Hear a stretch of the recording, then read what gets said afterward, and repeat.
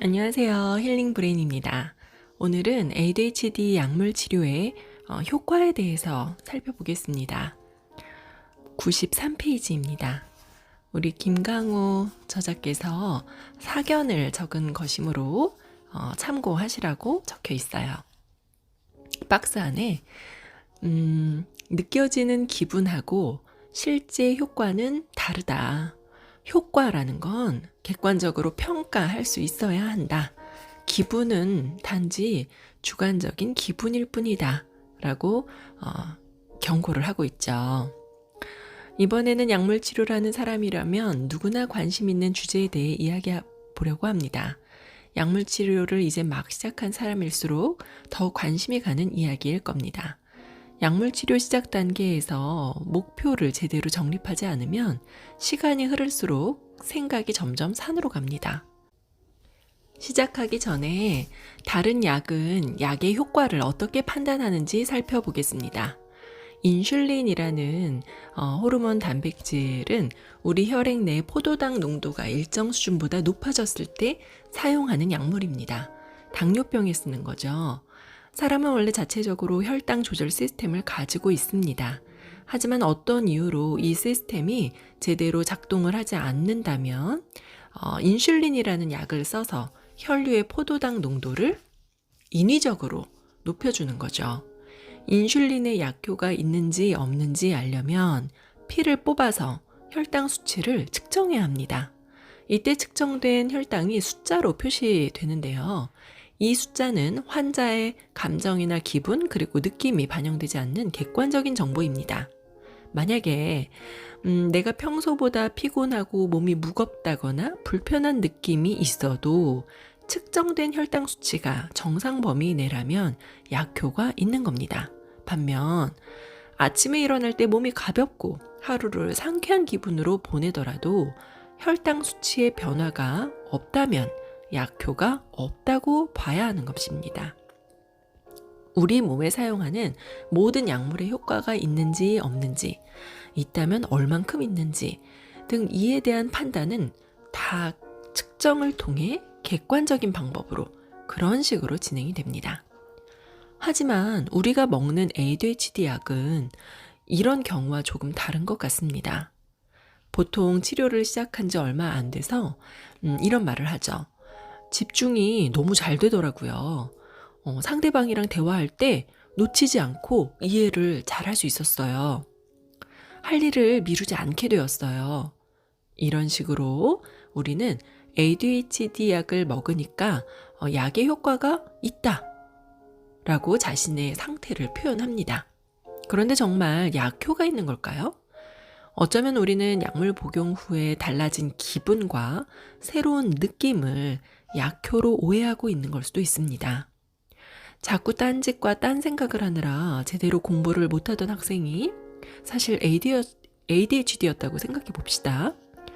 그 학생이 ADHD 치료를 시작한 후에 집중이 잘 되는 기분이 듭니다.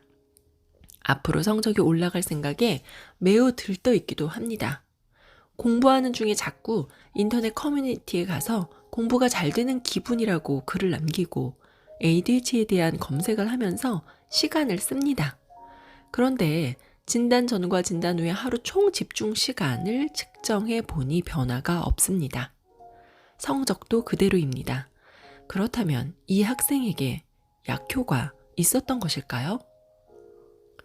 여러분이 지금 약물 치료를 시작했다면 자신에게 효과가 있는지 없는지 어떻게 판단하고 있나요?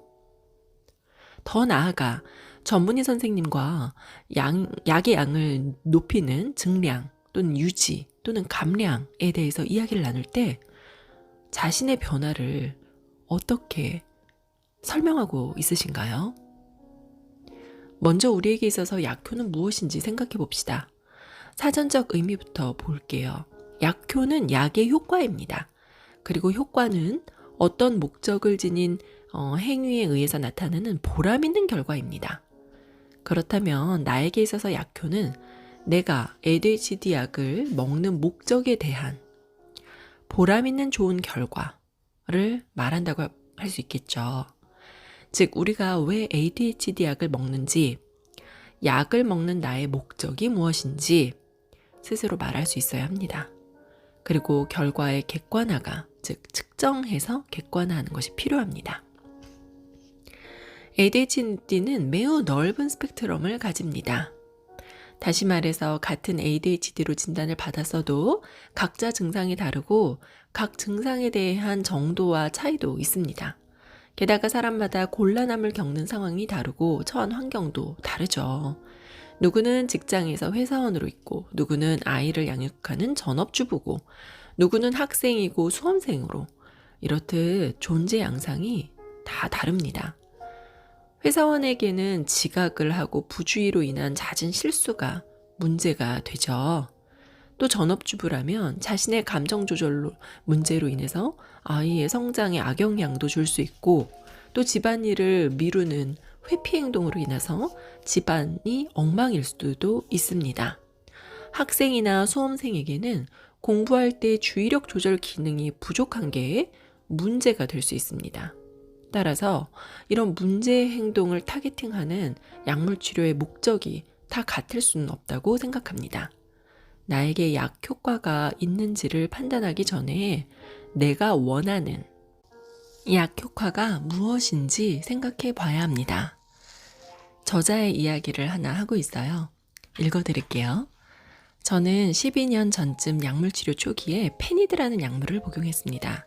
그때 저는 수능을 준비하는 수험생이었고 이 약을 복용하면 집중력 개선에 효과가 있었습니다.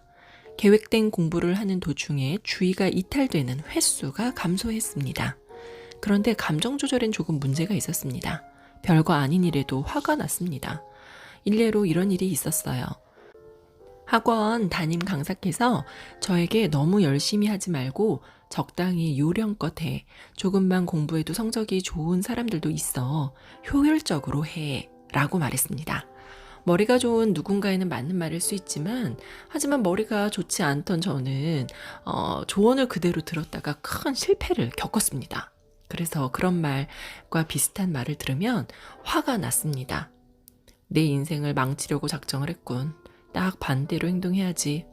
이렇게 혼자 씩씩거렸던 기억이 있습니다. 그렇지만 제가 선생님한테 말대꾸를 하거나 트러블을 일으키진 않았어요. 단지 과거의 내가 생각나면서 자신에게 화가 났던 겁니다. 그럴 때면 잠시 나가서 걸으면서 심호흡을 했습니다. 그런데 이런 모습이 페니드로 약을 바꾼 시점부터 시작됐다는 걸 기억합니다. 이 약이 그런 부작용이 있었지만 주치의 선생님께서는 특별한 문제는 아니라고, 당장 급한 공부를 하는데 도움이 되니까 그냥 계속 복용하자고 하셨습니다. 작가의 경우 자신이 수험생이라는 상황, 그리고 집중력 개선이 필요하다는 목표를 두시고, 비록 약 효과에 부작용이 있었지만 그보다는 약의 효과가 더 크니까 계속 복용을 하셨던 거죠. 종합하면 약을 드시는 분이라면 이 약의 효과와 또 내 기분의 차이를 구분하고 자신이 약을 복용하는 그 목적이 무엇인지, 개선하길 원하는 타겟팅이 무엇인지를 이야기할 수 있어야 한다는 것입니다.